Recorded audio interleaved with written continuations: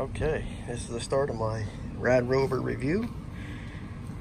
She just came. It's heavy, so it's a big box. I'm gonna go from this to this and start putting it together.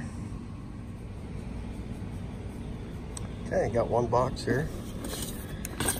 Tool kit, pedals, instructions, and it looks like the charger or something else. But we're not going to waste a lot of time with this. Okay, so it's together. Just waiting for the battery to charge. I'm going to give you some things that I ran into. This seemed to be a little confusing at first. I had it going backwards somehow. The wheel, being that I never changed one, was a little bit complicated. You leave it loose, then tighten it up after it's on. The pedals, they're supposed to be marked left and right.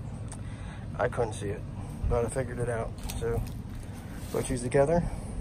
I rode it without a battery, and you can pedal it. I mean, I wouldn't want to pedal it far. So I got her together, and it wasn't too bad, but you know, there's a few glitches in it here and there. The battery's a little complicated to figure out. But I gotta tell you, I'll probably never ride any other bike but a rad bike or an e-bike of some type. It's unbelievable.